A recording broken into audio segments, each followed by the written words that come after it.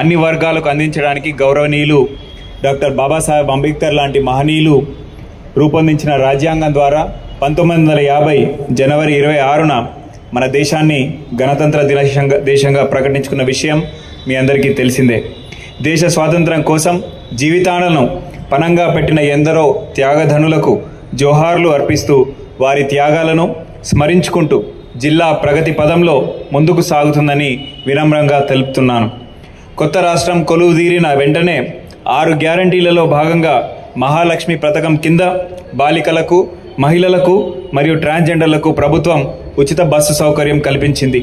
దీనివల్ల లక్షల కుటుంబాలకు ఆర్థిక స్వావలంబన ఏర్పడి మెరుగైన జీవితం గడపడానికి అవకాశం ఏర్పడింది.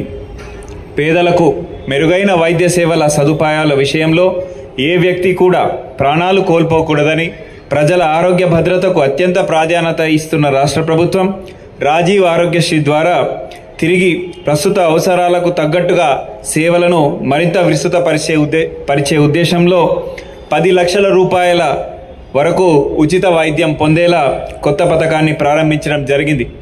గత సంవత్సరం హైదరాబాద్ జిల్లాలో 64,767 మంది లబ్ధిదారులకు గాను 151,48,00,000 రూపాయలు ఖర్చు చేసి చికిత్స అందించడం జరిగింది. మన జిల్లాలో 168 ఎంపానల్డ్ ఆసుపత్రుల ద్వారా అందులో 56 కార్పొరేట్ ఆసుపత్రులను కూడా ఉంటూ మొత్తం చికిత్స అందిస్తూ ఉన్నాం. సమగ్ర అభివృద్ధి, మెరుగైన సేవలే లక్ష్యంగా ప్రభుత్వం ప్రతి 4 నెలలకు ఒకసారి ప్రజా పాలన కార్యక్రమం నిర్వహించాలని నిర్ణయించింది. ఈ కార్యక్రమం ద్వారా ప్రజలు వద్ద నుండి అభయహస్తం పథకంలో భాగంగా 6 గ్యారంటీల కింద లబ్ధి పొందడానికి జిల్లాలోని అన్ని వార్డుల నుండి దరఖాస్తులు స్వీకరించడం జరిగింది.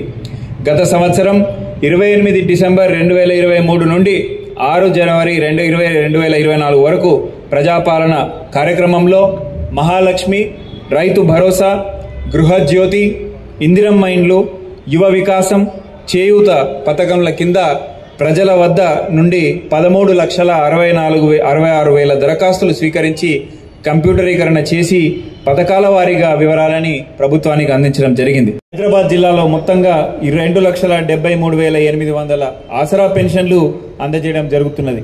గత సంవత్సర కాలంలో 12,755 కొత్త పెన్షన్లు మంజూరు చేయడం జరిగింది.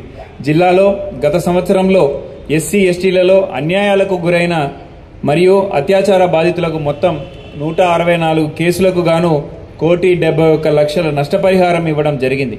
మొత్తం హైదరాబాద్ జిల్లాలోని 15 అసెంబ్లీ నియోజకవర్గ సెగ్మెంట్లలో 2 పడకల గదుల ఇల్లులు కూడా 38,110 మందికి ప్రత్యేక ర్యాండమైజేషన్ సాఫ్ట్వేర్ ద్వారా ఎన్ఐసి సహకారంతో వారికి పంపిణీ కూడా చేయడం జరిగింది.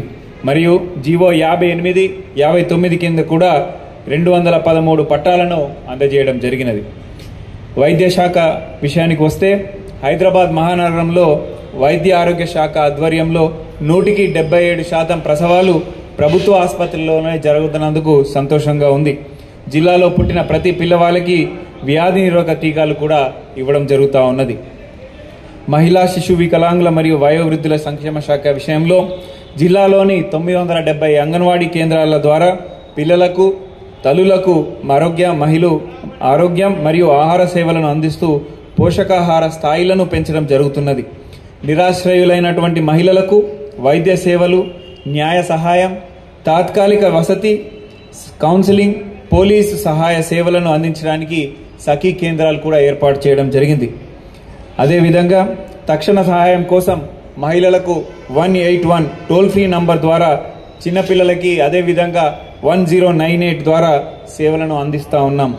తల్లిదండ్రులను కోల్పోయి నిరాశ్రయులైన పిల్లలకు వారి సంరక్షణకు మరియు వారి రక్షణ కొరకు ప్రభుత్వం ఖైరతాబాద్లో 6 సంవత్సరాల లోపల చిన్నారులకు శిశు విహార్ ద్వారా ఏర్పాటు చేసి చిన్నపిల్లల కొరకు బాల సదన్ కూడా సేవలు అందించడం జరుగుతుంది. హోమ్ మరియు సర్వీస్ హోమ్ ద్వారా సేవలను అందిస్తూ ఉన్నాం. వికలాంగులను, వయోవృద్ధులను సంరక్షణ కేంద్రాలను ఏర్పాటు చేసి నిరాదరణకు గురైన వారికి ఆశ్రయం కల్పిస్తూ ఉన్నాం. అర్హత కలిగిన వారికి దివ్యాంగ పరికరాలు కూడా అందిస్తూ రుణ సదుపాయం కల్పించడం జరుగుతూ ఉన్నది. పాఠశాల మరియు కళాశాల విద్యార్థులకు ఉపకార వేతనాలు అందిస్తూ ఉన్నాం. విద్యాశాఖ విషయంలో హైదరాబాద్ జిల్లాలోని 691 ప్రభుత్వ పాఠశాలలను మరియు 223 ఎయిడెడ్ పాఠశాలలను మొత్తం 1957 ప్రైవేట్ పాఠశాలల ద్వారా బోధనా సదుపాయం కల్పించడం జరుగుతుంది. ప్రభుత్వ పాఠశాలల్లో మొత్తం విద్యార్థుల సంఖ్య 97,826. ప్రైవేటు ఇతర పాఠశాలలో చదువుతున్న విద్యార్థులు 7,32,265. అన్ని ప్రభుత్వ ఎయిడెడ్ పాఠశాలలో చదువుతున్న 60,000 విద్యార్థులకు మధ్యాహ్న భోజనం పథకం అమలు కాబడుతున్నది. మన బస్తీ మనబడి కార్యక్రమం ద్వారా 261 ప్రభుత్వ పాఠశాలల్లో ప్రాథమిక వసతులు కల్పించబడతా ఉన్నాయి. అదేవిధంగా అన్ని ప్రభుత్వ పాఠశాలల్లో చదివే విద్యార్థులకు ఉచితంగా పాఠ్య పుస్తకాలను పంపిణీ చేయడం జరిగింది. దీనితో పాటుగా ఈ సంవత్సరం నోటు పుస్తకాలు కూడా ఉచితంగా పంపిణీ చేయడం జరిగింది. ప్రభుత్వ పాఠశాలలో విద్యార్థుల ప్రాథమిక విద్యా విషయ పరిజ్ఞానం పెంచుటకు ఫౌండేషనల్ లిటరసీ అండ్ న్యూమరసీ తొలిమెట్టు కార్యక్రమం నిర్వహించబడుతున్నది. హైదరాబాద్ జిల్లా నుండి 2023 సంవత్సరంలో జాతీయ స్థాయిలో ఇన్స్పైర్ అవార్డుకు 12వ తరగతి చదువుతున్న నాగరాజు మరియు జనవరి 2023లో అహ్మదాబాద్లో నిర్వహించిన నేషనల్ చిల్డ్రన్ సైన్స్ కాంగ్రెస్ గాను దేవనార్ అంధ విద్యార్థుల పాఠశాల బేగంపేటలో 11వ తరగతి చదువుతున్న నాగేందర్లు పాల్గొనడం జరిగింది. హైదరాబాద్ జిల్లాలోని దివ్యాంగులైన పిల్లల కొరకు రాష్ట్ర ప్రభుత్వం మరియు అలింకో వారి సహకారంతో 2023-24 సంవత్సరంలో 445 మంది విద్యార్థులకు ట్రైసైకిల్స్ కూడా అందించడం జరిగిందని తెలియజేయడానికి సంతోషం వ్యక్తం చేస్తా ఉన్నాను. ఇదే విధంగా గృహ నిర్మాణ విభాగంలో హైదరాబాద్ జిల్లాలోని డబుల్ బెడ్రూమ్ ఇండ్ల నిర్మాణం జరిగినది. వీటిలో 5 ప్రాంతాలలో ప్రభుత్వం ఖాళీ స్థలాలలో, మిగతా 32 ప్రాంతాల్లో నిరుపేద కాలనీలో ఉన్న గుడిసెల స్థానంలో డిగ్నిటీ హౌసింగ్ ద్వారా నిర్మాణం చేపట్టడం జరిగింది.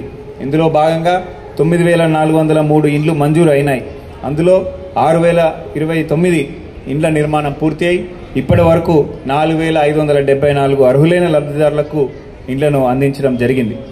ఇదే విధంగా జిహెచ్ఎంసీ మరియు రెవెన్యూ అధికారులు సమన్వయంతో పనిచేసి ప్రభుత్వ మార్గదర్శకాల మేరకు దరఖాస్తుల విచారణ జరిపించి 15 నియోజకవర్గాలలో కూడా అర్హులైన లబ్ధిదారులను కంప్యూటర్ ర్యాండమైజేషన్ ద్వారా 3 విడతలలో మొత్తంగా 38,110 డబుల్ బెడ్రూమ్ ఇండ్ల పంపిణీ చేయడం జరిగింది. తద్వారా జిల్లా అన్ని రంగాల్లో కూడా సమగ్ర